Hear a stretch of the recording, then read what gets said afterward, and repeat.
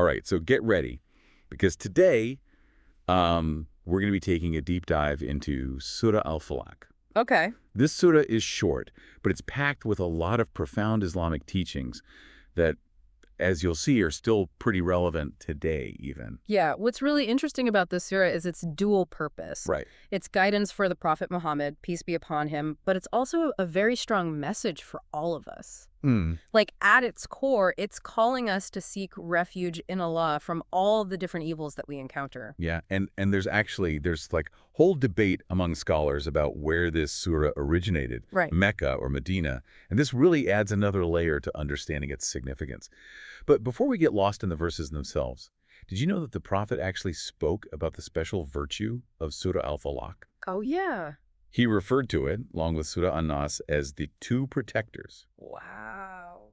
which really highlights that verses like these had never been revealed before. There's actually even more to that. Oh. Imam al-Bakir said that reciting these two surahs with Surah Ikhlas during the Witr prayer could actually increase the chance of your prayers being accepted. So let's go through this surah verse by verse and really see what kind of wisdom we can unearth. What really stands out to you about this surah?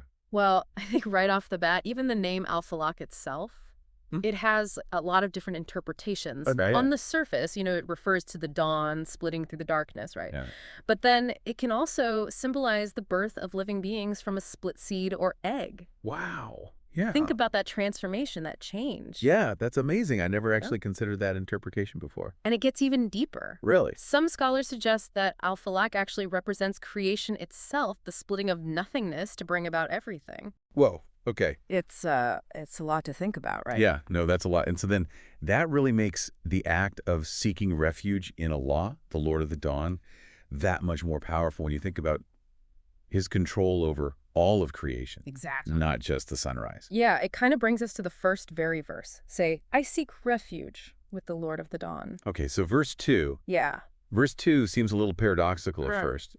From the evil of what he has created. So if Allah created everything, and everything that he created is good, Right. then where does evil even come from? Well, that's a question that's puzzled a lot of people, Right. for centuries. It's really important to understand that in Islamic thought, evil arises when something kind of deviates from its natural order or purpose. Okay. For example, let's take the abuse of power in leadership. Okay. A leader is supposed to guide and protect. Right. But when they start to exploit that power, it becomes harmful. Or what about the manipulation of technology for like really bad things? Yeah. Like we've seen how something like social media can be used for good. Yes. But it can also be used to spread misinformation. Right. To cause discord among people. Exactly. So it's like a deviation from what it was supposed to be used for. So that's why the verse reminds us that we should seek refuge, not from creation itself, Okay.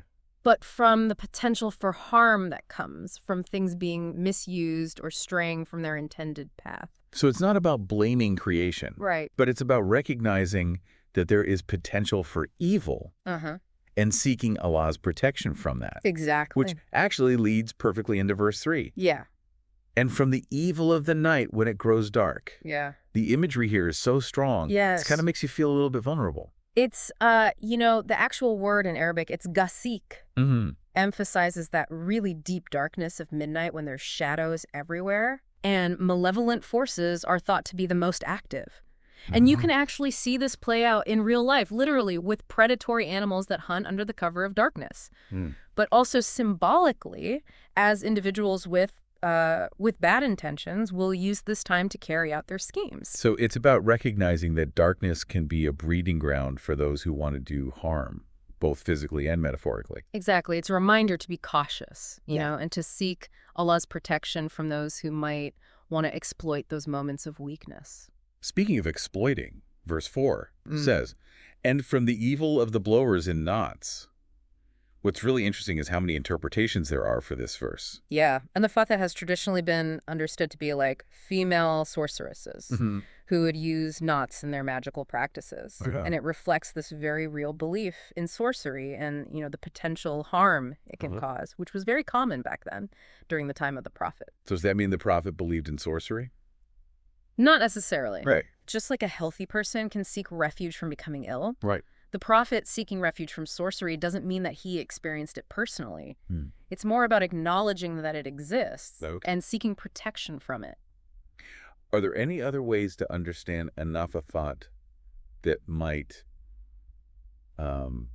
resonate more with people today? Yeah, for sure. Okay. Some scholars believe it could also be talking about those who whisper and try to influence for things like manipulation Right. or even espionage. Mm. Just think about, how powerful propaganda has been throughout history, especially when it comes to politics Right. or even in our personal lives. That's a really powerful connection to modern times. Right. Because it makes you think about how information, especially when it's whispered or spread discreetly, Yeah. it can be used as a weapon to manipulate and to cause harm. It's a tactic that never gets old, And there are even some scholars who interpret this verse in a very modern way, seeing anapathot as like media outlets, online platforms Right. that spread doubt and negativity and misinformation on purpose, Yeah.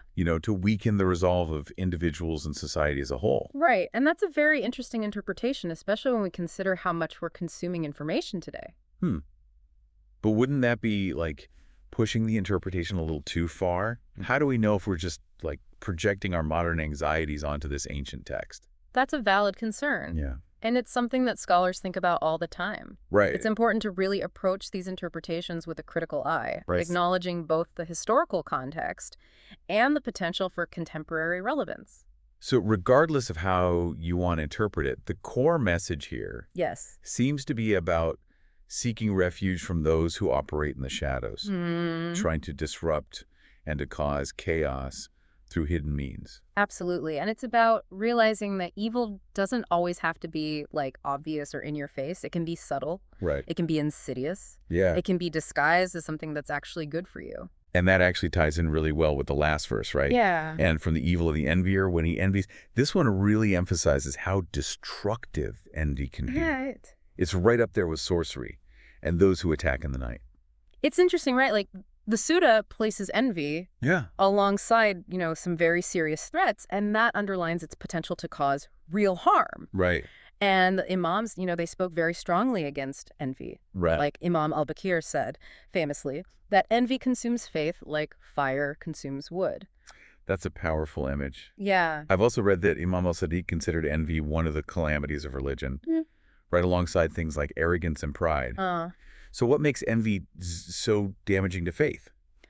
Well, when we envy someone, what we're essentially doing is rejecting Allah's wisdom and how he distributes his blessings. It's like a subtle way of questioning his plan and allowing negativity to kind of grow in our hearts. So it's almost like saying, hey, I know better than Allah. I deserve more than what he's given me, or his decisions are unfair in some way. Exactly. And that way of thinking, can spiral into all sorts of negative consequences, not just for ourselves, Right. but also for the people that we envy. Yeah.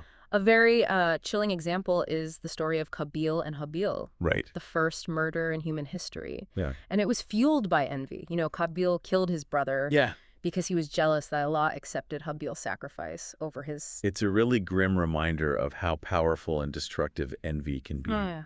It's not just a fleeting negative emotion. Uh-huh. It can have real world consequences. For sure. And on a personal level, it can eat away at us from the inside.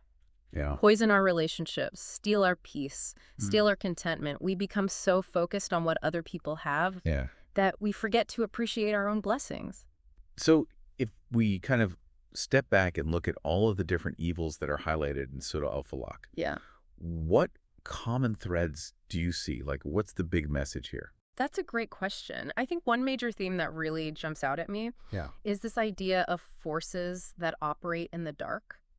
Hmm. So whether it's the people who attack at night or the whisperers who spread discord or the people who are envious, whose negativity is just like festering in the shadows, they all represent like these sneaky forms of evil that can easily get into our lives If we're not careful. if we're not paying attention. Right. It's a reminder to pay attention, to realize that evil doesn't always have to be like in your face or really obvious. Mm-hmm. But it's also interesting that the Surah gives us a tool to combat these forces. Yeah. Right? Seeking refuge in Allah, the Lord of the Dawn. And there's this like beautiful contrast that's happening here, right? The Surah is putting the darkness of evil with the light of dawn, and it's emphasizing Allah's power to basically get rid of negativity and to bring about goodness. It's a very hopeful, reassuring message because it's reminding us that no matter how bad things might look, Allah's light will always, always win in the end. It's like even when it's the darkest night, yes, there's always the promise of dawn, of a new beginning. Exactly. And just like the dawn breaks through the darkness, Allah's power can break through all that negativity and guide us towards the light. So as we wrap up this first part of our deep dive into Surah Al-Falaq, I think we can safely say that the main message is seeking refuge in Allah from all forms of evil, the obvious ones and the not so obvious ones. It's about being aware, being vigilant and having a strong connection with Allah to really face life's challenges. Yes, with strength, with wisdom. This has been such a great discussion so far. Okay, let's switch gears a little bit and talk about another key theme in Surah Al-Falaq. Envy. Oh, okay. We talked about how destructive it can be, but, since it's specifically mentioned along with these other really serious threats, I think it's worth digging a little deeper. I totally agree. The surah is not just saying that envy is a bad feeling. It's showing how much harm it can cause to people and to society as a whole. So it's not just about being a good person and avoiding negative emotions. It's about understanding that envy can have real-world consequences. Exactly. Envy can mess up relationships, fuel conflict, even push people to sabotage or hurt others. It just breaks down trust. It makes it harder for people to work together.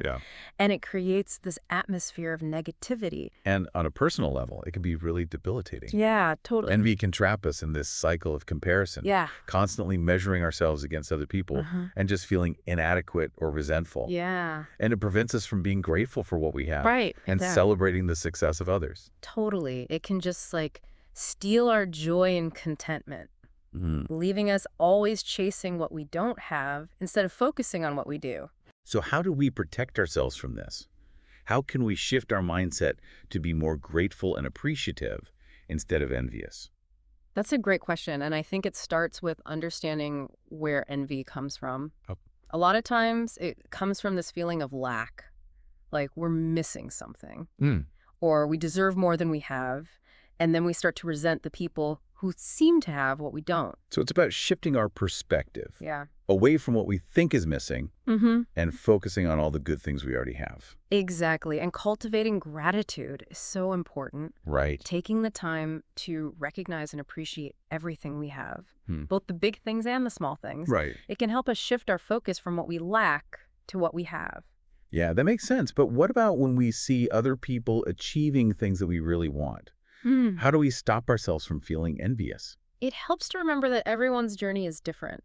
Comparing our path to someone else's is like comparing apples and oranges. We don't know their struggles, their sacrifices, what they might be hiding. Yeah, that's a good point. It's easy to focus on appearances and forget that everyone has their own story. Yeah, and instead of envying their accomplishments, why not be inspired by them?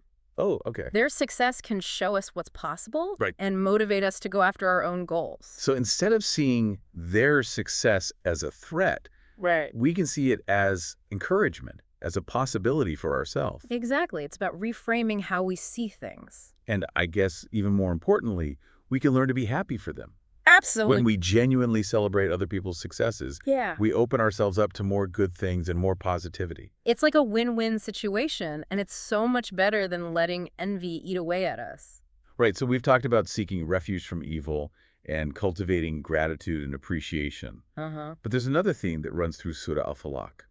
This contrast between darkness and light. You're right. Between the forces of evil and the power of Allah. Yeah, that contrast is right there in the first verse, Right. urging us to seek refuge in the Lord of the Dawn. It's a powerful reminder that no matter how dark things get, Allah's light will always win. It's like even when we're surrounded by negativity and fear, we can always turn to Allah, Yes. the source of all light and goodness. And the surah specifically highlights evils that happen in the dark. The attackers at night, the whisperers, the envious people hiding in the shadows. Right, so it's like evil thrives in darkness, but it can't stand up to the light.